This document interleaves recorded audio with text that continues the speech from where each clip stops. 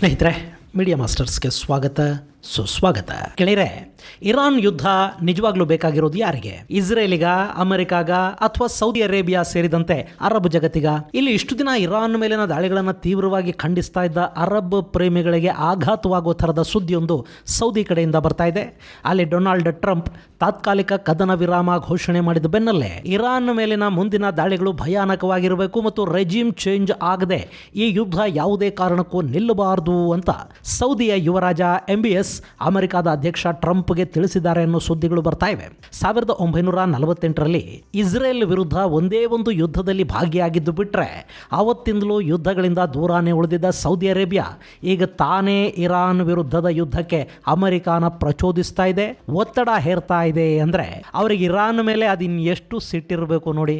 ಗೆಳೆಯರೆ, ಇಲ್ಲಿ Saudi Arabia ಯಾಕೆ ಯುದ್ಧದ ಮೂಡಲಿದೆ? ಇರಾನ್ ಬಗ್ಗೆ ಅವ್ರಿಗೆ ಯಾಕಷ್ಟು ದ್ವೇಷ? ಬನ್ನಿ ನೋಡೋಣ. ಸ್ನೇಹಿತರೆ, ನೀವು ನಿಮ್ಮದೇ ಆದ ಯೂಟ್ಯೂಬ್ ಚಾನಲನ್ನು ಮಾಡಬೇಕು ಅಂತ ಅಂದ್ಕೊಂಡಿದ್ರೆ ಅಥವಾ ಈಗಾಗಲೇ ಚಾನಲನ್ನು ಮಾಡಿ ಅದನ್ನು ಹೇಗೆ ಮುಂದುವರಿಸಬೇಕು ಅನ್ನೋದು ಗೊತ್ತಾಗದೆ ಗೊಂದಲದಲ್ಲಿದ್ದರೆ ನಿಮಗಾಗಿನೇ ಯಥಾ ಪ್ರಕಾರ ಇದೇ ತಿಂಗಳ 27, 28, 29ನೇ ತಾರೀಕು ನಾವು ಯೂಟ್ಯೂಬ್ ತರಬೇತಿ ಕಾರ್ಯಾಗಾರವನ್ನು ನಿರ್ವಹಿಸ್ತಾ ಇದ್ದೀವಿ. ಈ 3 ದಿನಗಳಲ್ಲಿ ನಿಮಗೆ scripting, voice modulation, camera editing, YouTube optimisation, security ಜೊತೆಗೆ ಆರ್ಟಿಫಿಷಿಯಲ್ ಇಂಟೆಲಿಜೆನ್ಸ್ ಅನ್ನು ಬಳಸಿ ವಿಡಿಯೋ ಮತ್ತು ಇಮೇಜುಗಳನ್ನು ಕ್ರಿಯೇಟ್ ಮಾಡ್ಕೊಳ್ಳೋದು, ಯೂಟ್ಯೂಬ್ ಅನ್ನು ಕೂಡ AI ಬಳಸಿ ಹೇಗೆಲ್ಲ ಮಾಡಬಹುದು ಅನ್ನೋ ಬಗ್ಗೆ ಒಂದಷ್ಟು ತರಬೇತಿಯನ್ನು ಕೊಡಲಾಗುತ್ತೆ. ಇದೇ ಮಾರ್ಚ್ 27, 28, 29ನೇ ತಾರೀಕು ಈ ಕಾರ್ಯಾಗಾರ ನಡೆಯುತ್ತೆ. ಆಸಕ್ತರು ಹೆಚ್ಚಿನ ಮಾಹಿತಿಗಾಗಿ 9972729459 9972379459 ನಂಬರ್ಗೆ ಕರೆ ಮಾಡಿ. ಗೆಳೆಯರೆ, ಇರಾನ್ನಲ್ಲಿನ ಎನರ್ಜಿ ಸೆಂಟರ್ಗಳ ಮೇಲಿನ ದಾಳಿಗೆ ಟ್ರಂಪ್ 5 ದಿನಗಳ ಕದನ ವಿರಾಮವನ್ನು ಕೊಟ್ಟಿದ್ರೂ ಕೂಡ ಅಲ್ಲಿ ಸಂಘರ್ಷ ಏನು ನಿಂತಿಲ್ಲ. ಇರಾನ್ ಹಾಗೂ ಇಸ್ರೇಲ್ಗಳು ಪರಸ್ಪರ ದಾಳಿಗಳನ್ನು ಮುಂದುವರಿಸ್ತಲೇ ಇವೆ.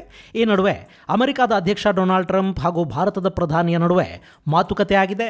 ಟ್ರಂಪ್ ಫೋನ್ ಮಾಡಿದರು, ಮಧ್ಯ ಏಷ್ಯಾದ ಬಗ್ಗೆ ಮಾತಾಡಿದ್ವಿ, ಶಾಂತಿ ಸ್ಥಾಪನೆ ಹಾಗೂ ಹಾರ್ಮೋಜ್ನಲ್ಲಿ ಮುಕ್ತ ಸಂಚಾರದ ಬಗ್ಗೆ ಭಾರತದ ಒಲವು ನಿಲುವುಗಳನ್ನು ಟ್ರಂಪ್ ಜೊತೆ ಹಂಚಿಕೊಳ್ಳಲಾಯಿತು ಅಂತ ಪ್ರಧಾನಿ ಮೋದಿ ಟ್ವೀಟ್ ಮಾಡಿದ್ದಾರೆ. ಹಾಗೆ ಚೈನಾದ ವಿದೇಶಾಂಗ ಸಚಿವರ ಜೊತೆ ಮಾತನಾಡಿರುವ ಇರಾನ್ನ ವಿದೇಶಾಂಗ ಸಚಿವ ಅರಾಕ್ಚಿ, ನಾವು ತಾತ್ಕಾಲಿಕ ಯುದ್ಧ ವಿರಾಮವನ್ನು ಬಯಸ್ತಾ ಇಲ್ಲ, ಶಾಶ್ವತ ಯುದ್ಧ ವಿರಾಮವನ್ನು ನಾವು ಬಯಸ್ತಾ ಇದ್ದೀವಿ ಅಂತ ಹೇಳಿರೋದಾಗಿ ಚೈನಾ ಮಾಧ್ಯಮಗಳು ಬರೀತಾ ಇವೆ. ಇನ್ನು ಇಸ್ರೇಲಿನ ಮೇಲೆ ಇರಾನ್ ಹಾಗೂ ಲೆಬನಾನ್ನಲ್ಲಿ ಹೆಜ್ಬುಲ್ಲಾಗಳು ಸಂಘಟಿತ ದಾಳಿಗಳನ್ನು ಮಾಡ್ತಾ ಇದ್ದಾರೆ. ಇರಾನಿನ ಮಿಸೈಲುಗಳು ಬಂದಪ್ಪಳಿಸುವ ಸಮಯಕ್ಕೆ ಲೆಬನಾನ್ನ ಮಿಸೈಲುಗಳು ಬರ್ತಾ ಇವೆ. ಉತ್ತರ ಇಸ್ರೇಲ್ ಮೇಲೆ ಲೆಬನಾನ್ ಮಾಡಿರೋ ದಾಳಿಯಲ್ಲಿ ಮಹಿಳೆಯೊಬ್ಬರು ಸಾವಿಗೀಡಾಗಿದ್ದಾರೆ. ಹಾಗೆ ಇರಾನ್ ಮಂಗಳವಾರ ರಾತ್ರಿ ಹಾಗೂ ಬುಧವಾರ ಬೆಳಗಿನ ಜಾವ ಕೂಡ ಇಸ್ರೇಲ್ ಮೇಲೆ ದೊಡ್ಡ ಪ್ರಮಾಣದ ಬ್ಯಾಲಿಸ್ಟಿಕ್ ಮಿಸೈಲ್ ದಾಳಿ ಮಾಡಿದೆ. ಜನವಸತಿಗಳನ್ನು ಗುರಿಯಾಗಿಸಿಕೊಂಡೇ ದಾಳಿಗಳನ್ನು ಮಾಡಲಾಗಿದೆ. ಇಸ್ರೇಲ್ನ ಟೆಲ್-ಅವೀವ್, ಹೈಫಾ, ಬ್ನೈ ಬ್ರಾಕ್, ಸಫೇದ್ ಮುಂತಾದ ನಗರಗಳನ್ನು ಇರಾನ್ ಗುರಿಯಾಗಿಸಿಕೊಂಡಿದೆ. ಹಾಗೆ ಕುವೈತ್ ಮೇಲೆ ಕೂಡ ಇರಾನ್ ತನ್ನ ಡ್ರೋನ್ ದಾಳಿಗಳನ್ನು ಮುಂದುವರಿಸಿದೆ. ಅಲ್ಲಿನ ಏರ್ಪೋರ್ಟ್ ಮೇಲೆ ನಡೆದ ದಾಳಿಯಲ್ಲಿ ಇಂಧನ ಟ್ಯಾಂಕರ್ ಒಂದಕ್ಕೆ ಬೆಂಕಿ ಬಿದ್ದಿದೆ ಅಂತ ಹೇಳ್ತಾ ಇದ್ದಾರೆ. ಸೌದಿ ಅರೇಬಿಯಾದ ಏರ್ ಡಿಫೆನ್ಸ್ ಇರಾನಿನ ಮಿಸೈಲ್ ಹಾಗೂ ಡ್ರೋನುಗಳನ್ನು ನ್ಯೂಟ್ರಲೈಸ್ ಮಾಡಿರುವುದಾಗಿ ಹೇಳಿಕೊಂಡಿದೆ. ಇನ್ನು ಇಸ್ರೇಲ್ ಇರಾನ್ ವಿರುದ್ಧದ ಪ್ರತಿದಾಳಿಗಳನ್ನು ಮುಂದುವರಿಸಿದೆ. ರಾಜಧಾನಿ ತೆಹರಾನ್, ಇಸ್ಫಹಾನ್ ಜೊತೆಗೆ ಕ್ಯಾಸ್ಪಿಯನ್ ಸಮುದ್ರದ ಮೇಲೆ ಮತ್ತೊಮ್ಮೆ ಇಸ್ರೇಲ್ ದೊಡ್ಡ ವಾಯುದಾಳಿಗಳನ್ನು ಮಾಡಿದೆ.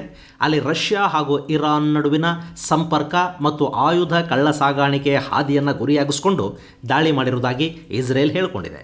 ಈ ದಾಳಿ ಇರಾನ್ನಿಂದ ರಷ್ಯಾಗೆ, ರಷ್ಯಾದಿಂದ ಇರಾನಿಗೆ ಶಾಹಿದ್ ಡ್ರೋನುಗಳ ಸಾಗಾಣಿಕೆಗೆ ಬಳಕೆ ಆಗ್ತಾ ಇದ್ದ ಹಾದಿ, ಅದರ ಮೇಲೆ ದಾಳಿ ಮಾಡುವ ಮೂಲಕ ಇರಾನಿನ ನೌಕಾಬಲವನ್ನು ಮುರಿದು ಹಾಕಿದ್ದೀವಿ ಅಂತ ಇಸ್ರೇಲ್ ಹೇಳಿಕೊಂಡಿದೆ. ಹಾಗೆ ಸಂಧಾನದ ಮಾತುಕತೆಗಳು ಪ್ರಗತಿಯಲ್ಲಿವೆ ಅಂತ ತಿಳಿಸಿರೋ ಡೊನಾಲ್ಡ್ ಟ್ರಂಪ್ ಇರಾನ್ ಯುದ್ಧ ನಿಲ್ಲಿಸೋದ್ರಿಂದ ದೊಡ್ಡ ಲಾಭವನ್ನು ಮಾಡಿಕೊಳ್ಳಲಿದೆ ಅಂತ ಹೇಳಿರೋದಷ್ಟೇ ಅಲ್ಲ, ಈಗಲ್ಲಿ ಒಂದು ಸುತ್ತಿನ ನಾಯಕತ್ವವನ್ನು ಕೊಂದು ಹಾಕಿರೋದ್ರಿಂದ, ಹೊಸ ನಾಯಕರಲ್ಲಿಗೆ ಬಂದಿರೋದ್ರಿಂದ ರೆಜಿಮ್ ಚೇಂಜ್ ಅನ್ನೋದನ್ನ ನಾವು ಸಾಧಿಸಿದ ಹಾಗಾಗಿದೆ ಅಂತ ಕೂಡ ಟ್ರಂಪ್ ಹೇಳಿಕೊಂಡು ಬಿಟ್ಟಿದ್ದಾರೆ. ಹಾಗೆ ಸೌದಿ ಅರೇಬಿಯಾದ ಯುವರಾಜ MBS ಒಬ್ಬ ವಾರಿಯರ್ ಅಂತ ಹೇಳಿರೋ ಟ್ರಂಪು ಆತ ನಮ್ಮ ಜೊತೆ ಸೇರಿ ಹೋರಾಟ ಮಾಡ್ತಿದ್ದಾರೆ ಅಂತ ಕೂಡ ಹೇಳಿಕೊಂಡಿದ್ದಾರೆ. ಇನ್ನು ಈಗ ಸೌದಿ ಅರೇಬಿಯಾ ಕೂಡ ಇರಾನ್ನ ಮಟ್ಟ ಹಾಕಿ ಅಂತ ಅಮೆರಿಕ ಮೇಲೆ ಒತ್ತಡ ಹೇರೋದಕ್ಕೆ ಶುರು ಮಾಡಿದೆ. ಗೆಳೆಯರೆ, ಸೌದಿ ಅರೇಬಿಯಾ ವಿಸ್ತೀರ್ಣದಲ್ಲಿ ಈ ಭಾಗದ ಅತಿ ದೊಡ್ಡ ದೇಶ ಅನ್ನಿಸ್ಕೊಳ್ಳುತ್ತೆ, ಆರ್ಥಿಕವಾಗಿ ಬಲಿಷ್ಠ ದೇಶ ಕೂಡ. ಹಾಗೆ ಮುಸಲ್ಮಾನರ ಪವಿತ್ರ ಕ್ಷೇತ್ರಗಳು 2 ಸೌದಿ ಅರೇಬಿಯಾದಲ್ಲೇ ಇವೆ. ಹೀಗೆ ನಾನಾ ಕಾರಣಗಳಿಂದ ಸೌದಿ ಇವತ್ತು ಮುಸ್ಲಿಂ ದೇಶಗಳ ದೇಶಗಳ ದೊಡ್ಡಣ್ಣ ಅನ್ನಿಸ್ಕೊಳ್ತಾ ಇದೆ. ಅದರ ತಲೆಯ ಮೇಲಿನ ನಾಯಕತ್ವದ ಕಿರೀಟವನ್ನು ಕಿತ್ತುಕೊಳ್ಳೋದಕ್ಕೆ ಅಲ್ಲಿ ಇರಾನ್ ಮತ್ತು ಟರ್ಕಿಗಳು ಪೈಪೋಟಿಯನ್ನು ನಡೆಸತ್ವೆ. ಸೌದಿ ಅರೇಬಿಯಾದಲ್ಲಿ ಸುಮಾರು 297 ಬಿಲಿಯನ್ ಬ್ಯಾರೆಲ್ಗಳಷ್ಟು ತೈಲ ಇದೆ ಅನ್ನೋ ಲೆಕ್ಕಾಚಾರಗಳಿವೆ. ಸೊ ಇದು ಜಾಗತಿಕವಾಗಿ ಅತಿ ಹೆಚ್ಚು ತೈಲವನ್ನು ಹೊಂದಿರುವ ಎರಡನೇ ಅತಿ ದೊಡ್ಡ ದೇಶ ಅನ್ನಿಸ್ಕೊಳ್ಳುತ್ತೆ. 1938ರಲ್ಲಿ ಸೌದಿ ಅರೇಬಿಯಾದ ಪೂರ್ವ ಪ್ರಾಂತ್ಯದಲ್ಲಿನ ದಹ್ರಾನ್ನಲ್ಲಿ ಮೊದಲ ಬಾರಿಗೆ ತೈಲ ನಿಕ್ಷೇಪ ಪತ್ತೆ ಆಯಿತು. ಅವತ್ತಿಂದಲೂ ಅವರು ತೈಲ ಮಾರಾಟ ಮಾಡಿ ಸಾಕಷ್ಟು ಹಣವನ್ನು ಗಳಿಸ್ತಾ ಇದ್ದಾರೆ. ಈ ಸೌದಿ ಒಟ್ಟು 21.5 ಲಕ್ಷ ಚದರ ಕಿಲೋಮೀಟರ್ ವಿಸ್ತೀರ್ಣವನ್ನು ಹೊಂದಿದೆ. ಅಲ್ಲಿ 3,37,00,000 ಜನ ವಾಸ ಮಾಡ್ತಾರೆ. ಹಾಗೆ ಅಲ್ಲಿನ GDP $1.2 ಟ್ರಿಲಿಯನ್ ನಷ್ಟಿದೆ. ಹೀಗಾಗಿ ಸೌದಿ ಅರೇಬಿಯಾ ಜಗತ್ತಿನ ಅತ್ಯಂತ ಶ್ರೀಮಂತ ದೇಶಗಳ ಪೈಕಿ ಒಂದು ಅನ್ನಿಸ್ಕೊಳ್ಳುತ್ತೆ. ಇನ್ನು ಅಲ್ಲಿನ ಯುವರಾಜ ಮೊಹಮ್ಮದ್ ಬಿನ್ ಸಲ್ಮಾನ್ಗೆ 2030 ಹೊತ್ತಿಗೆ ತಮ್ಮ ದೇಶದ ರೂಪುರೇಷೆಗಳನ್ನು ಬದಲಿಸಿ ಬಿಡುವ ಹಂಬಲ ಕೂಡ ಇದೆ. ಹೀಗಾಗಿ ಪ್ರಿನ್ಸ್ ಸಲ್ಮಾನ್ ಸೌದಿ ಅರೇಬಿಯಾದಲ್ಲಿ ಸಾಕಷ್ಟು ಬದಲಾವಣೆಗಳನ್ನು ತರೋದಕ್ಕೆ ಹೋಗ್ತಾ ಇದ್ದಾರೆ. ಅದರ ಜೊತೆ ಸೌದಿ ಅರೇಬಿಯಾದ ರಕ್ಷಣಾ ಬಜೆಟ್ ಕೂಡ ಹೆಚ್ಚಾಗ್ತಲೇ ಹೋಗ್ತಾ ಇದೆ. ಸಿಪ್ರಿಯ ವರದಿ ಪ್ರಕಾರ ಅರೇಬಿಯಾ ಜಗತ್ತಿನ ಅತಿ ದೊಡ್ಡ ಆಯುಧ ಆಮದುದಾರ ದೇಶ. ಏನೋ ಇತ್ತೀಚೆಗೆ ಆ ಪಟ್ಟಣ ಯುಕ್ರೇನ್ ಕಿತ್ಕೊಂಡಿದೆ. ಆಗಾಗ ಭಾರತ ಕೂಡ ಸೌದಿಗೆ ಕಾಂಪಿಟೇಷನ್ ಕೊಡ್ತಾ ಇರುತ್ತೆ. ಇಷ್ಟಾದರೂ ಅತಿ ಹೆಚ್ಚು ಬಾರಿ ಅತಿ ದೊಡ್ಡ ಆಯುಧ ಆಮದುದಾರ ದೇಶಗಳ ಪಟ್ಟಿಯಲ್ಲಿ ಮೊದಲ ಸ್ಥಾನದಲ್ಲಿ ನಿಲ್ತಾ ಇರೋದು ಸೌದಿ ಅರೇಬಿಯಾನೇ. ಇನ್ನು ಅವರಿಗೆ ಆಯುಧಗಳನ್ನು ಕೊಡುವ ದೇಶಗಳ ಪಟ್ಟಿಯಲ್ಲಿ ಅಮೆರಿಕ ಮೊದಲ ಸ್ಥಾನದಲ್ಲಿದ್ದರೆ ಎರಡನೇ ಸ್ಥಾನವನ್ನು ಸ್ಪೇನ್ ಇಟ್ಟುಕೊಂಡಿದೆ. ಸೌದಿಗೆ ಆಮದಾಗುವ ಒಟ್ಟು ಆಯುಧಗಳ ಪೈಕಿ 74% ಆಯುಧಗಳು ಅಮೆರಿಕಾದಿಂದ ಹೋಗುತ್ತವೆ, 10% ಸ್ಪೇನ್ ಕೊಡುತ್ತೆ. ಅಮೆರಿಕ ಇಲ್ಲಿಯವರೆಗೆ ಸೌದಿ ಅರೇಬಿಯಾಗೆ $140 ಬಿಲಿಯನ್ ಮೊತ್ತದ ಆಯುಧಗಳನ್ನು ಕೊಟ್ಟಿದೆ. ಹಾಗೆ ಸೌದಿ ಜೊತೆ ದೀರ್ಘಕಾಲದ ರಕ್ಷಣಾ ಒಪ್ಪಂದಗಳನ್ನು ಕೂಡ ಅಮೆರಿಕ ಹೊಂದಿದೆ. ಇದರ ಜೊತೆ ಜರ್ಮನಿ, ಬ್ರಿಟನ್, ಫ್ರಾನ್ಸ್, ದಕ್ಷಿಣ ಕೊರಿಯಾಗಳು ಕೂಡ ಸೌದಿ ಅರೇಬಿಯಾದ ಆಯುಧ ಭಂಡಾರವನ್ನು ತುಂಬುತ್ತಾ ಇವೆ. ಸೌದಿ ಅರೇಬಿಯಾ ಸಾಕಷ್ಟು ಫೈಟರ್ ಜೆಟ್ಗಳನ್ನು ಹೊಂದಿದೆ. F-15 ಯೂರೋ ಫೈಟರ್ಸ್ ಜೊತೆಗೆ ಅನ್ಮ್ಯಾನ್ಡ್ ಏರಿಯಲ್ ವೆಹಿಕಲ್ಗಳು ಕೂಡ ಅವ್ರ ಬಳಿ ಇವೆ. ಇದರ ಜೊತೆ ಪೇಟ್ರಿಯಾಟ್ನಂಥ air defence system, long range ಮಿಸೈಲ್ಗಳನ್ನು ಕೂಡ ಅವರು ಇಟ್ಕೊಂಡಿದ್ದಾರೆ. ಇನ್ನು ಆರ್ಮರ್ಡ್ ವೆಹಿಕಲ್ಸ್, ಟ್ಯಾಂಕ್ಸ್, ಫ್ರಿಗೇಟ್ಗಳನ್ನು ಕೂಡ ಸೌದಿ ಹೊಂದಿದ್ದು, ಇಡೀ ಅರಬ್ ಜಗತ್ತಲ್ಲೇ ಸೌದಿ ಅರೇಬಿಯಾ ಅತಿ ಹೆಚ್ಚು ಆಯುಧಗಳನ್ನು ಹೊಂದಿರುವ ದೇಶ ಅಂತ ಗುರುತಿಸ್ಕೊಳ್ಳುತ್ತೆ. ಇಷ್ಟಾದರೂ ಸೌದಿ ಅರೇಬಿಯಾ ಯಾವುದೇ ನೇರ ಯುದ್ಧದಲ್ಲೂ ಭಾಗಿ ಆಗೋದಿಲ್ಲ ಅನ್ನೋದು ಇಲ್ಲಿ ಮತ್ತೊಂದು ವಿಶೇಷ. ಅಂದರೆ ಸೌದಿ ಅರೇಬಿಯಾನೇ ಬೇರೊಂದು ದೇಶದ ಮೇಲೆ ಯುದ್ಧ ಮಾಡಿರೋ ಉದಾಹರಣೆಗಳಿಲ್ಲ. ಆದರೆ ಅವರು ಆಗಾಗ್ಗೆ ಒಂದಷ್ಟು ದೇಶಗಳಿಗೆ ನೆರವನ್ನು ಕೊಡ್ತಾ ಇರ್ತಾರೆ. ಇಲ್ಲಿ ಸೌದಿ ಅರೇಬಿಯಾನೇ ಮಾಡಿದೆ ಅಂತ ಹೇಳಲಾಗುವ ದೊಡ್ಡ ಯುದ್ಧ ಅಂದರೆ ಅದು 1948ರಲ್ಲಿ ಇಸ್ರೇಲ್ ವಿರುದ್ಧ ನಡೆದ ಯುದ್ಧ. ಆ ಯುದ್ಧದಲ್ಲಿ ಅರಬ್ ದೇಶಗಳ ಜೊತೆಗೆ ಸೌದಿ ಅರೇಬಿಯಾನೂ ಇತ್ತು. ಆದರೆ ಅಲ್ಲಿ ಅರಬರು ಸೋಲನ್ನು ಅನುಭವಿಸಿದರು. ಆ ಬಳಿಕ ಸೌದಿ ಅರೇಬಿಯಾ ಇಸ್ರೇಲ್ ವಿರುದ್ಧದ ಯಾವ ಯುದ್ಧದಲ್ಲೂ ನೇರವಾಗಿ ಭಾಗವಹಿಸೋದಕ್ಕೆ ಹೋಗಲಿಲ್ಲ.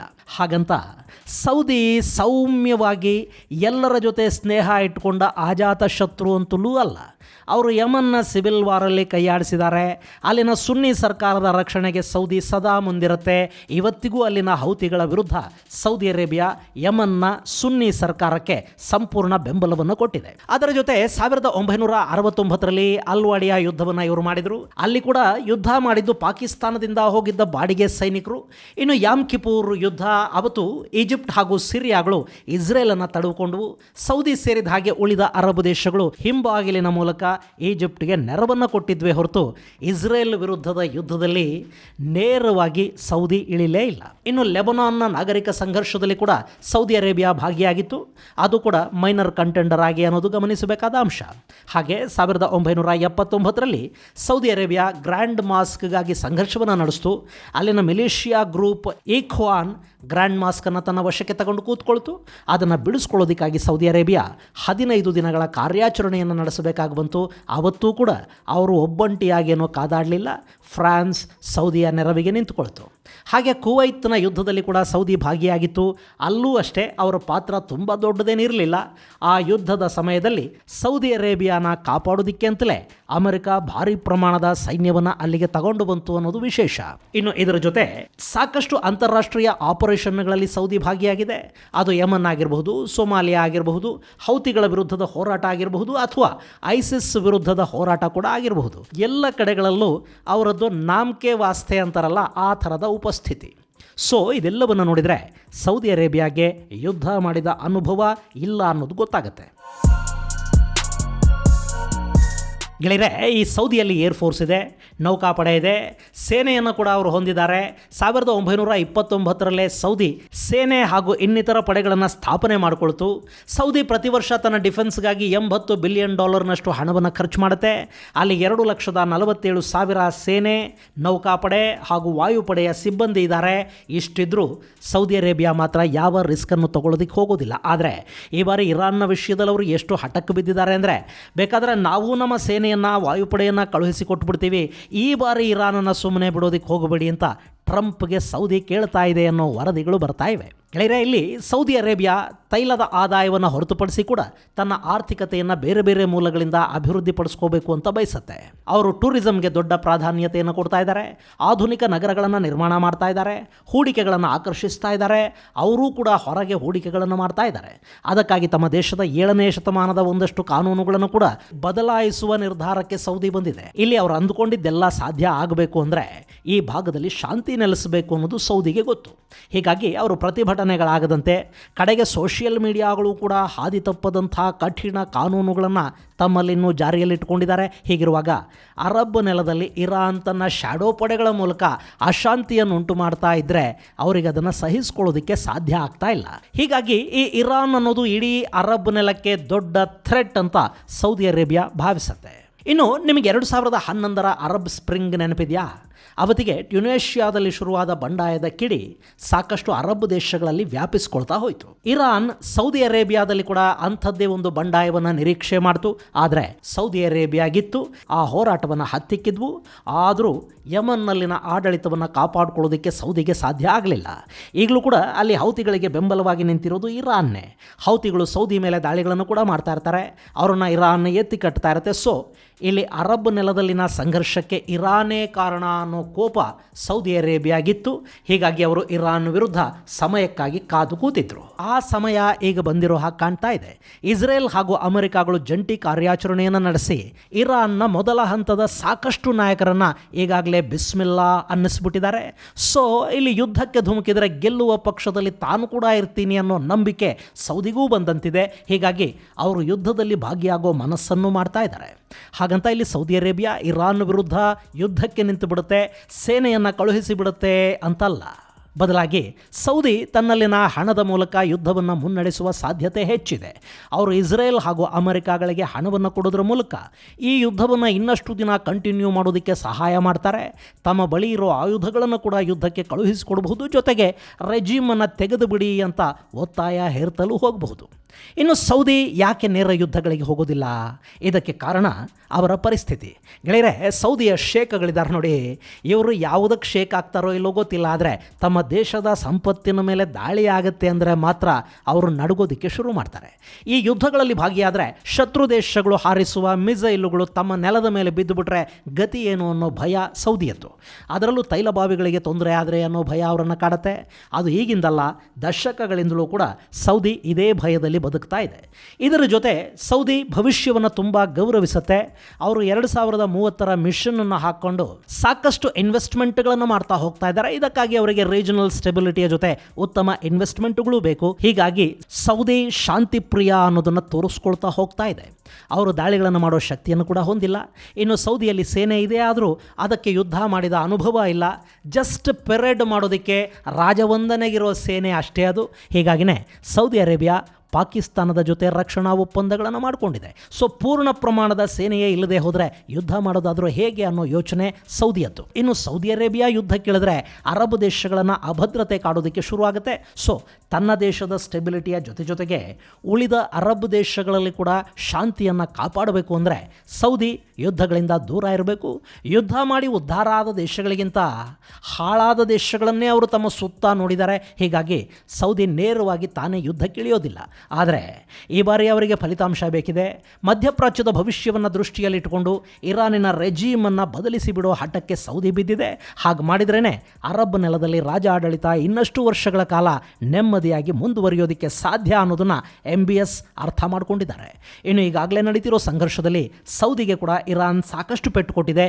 ಇಷ್ಟಾದ ನಂತರವೂ ಅಲ್ಲಿ ರೆಜೀಮ್ ಅನ್ನೋದು ಹಾಗೆ ಉಳಿದು ಬಿಟ್ರೆ IRGC ಬಲಿಷ್ಠವಾಗೇ ಇದ್ದರೆ ಮುಂದಿನ ದಿನಗಳಲ್ಲಿ ಅವರ ರಿವೆಂಜ್ಗೆ ಅರಬರು ಇನ್ನಷ್ಟು ಬಲಿಯಾಗ್ತಾ ಹೋಗಬೇಕಾಗತ್ತೆ. ಸೊ ಇರಾನಿನ ಮೇಲಿನ ಯುದ್ಧ ಮುಂದುವರಿಲಿ, ರೆಜಿಮಲ್ಲಿ ಬದಲಾಗಲಿ, ಅದಕ್ಕೆ ನಾವು ಏನು ಮಾಡಬೇಕು ಹೇಳಿ ಅದೆಲ್ಲವನ್ನು ಮಾಡ್ತೀವಿ ಅಂತ MBS ಟ್ರಂಪ್ಗೆ ಹೇಳಿದಾರಂತೆ. ಹಾಗಂತ ಅಮೆರಿಕಾದ ಮಾಧ್ಯಮಗಳು ಸೇರಿದ ಹಾಗೆ ಪಶ್ಚಿಮದ ಎಲ್ಲ ಮಾಧ್ಯಮಗಳು ಬರೀತಾ ಇವೆ. ಇದು ಗೆಳೆಯರೆ ಇರಾನ್ ವಿರುದ್ಧ ಅಫೆನ್ಸಿವ್ ಮೋಡ್ಗೆ ಬಂದಿರೋ ಸೌದಿ ಹಾಗೂ ಅದು ಈ ಹಿಂದೆ ಮಾಡಿದ ಯುದ್ಧಗಳ ಕುರಿತಾದ ಒಂದಷ್ಟು ಮಾಹಿತಿ. ಮುಂದಿನ ಸಂಚಿಕೆಯಲ್ಲಿ ಮತ್ತಷ್ಟು ವಿಶೇಷಗಳ ಜೊತೆ ಮತ್ತೆ ಭೇಟಿಯಾಗೋಣ. ಅಲ್ಲಿವರೆಗೆ ಜೈ ಹಿಂದ್, ಜೈ ಕರ್ನಾಟಕ.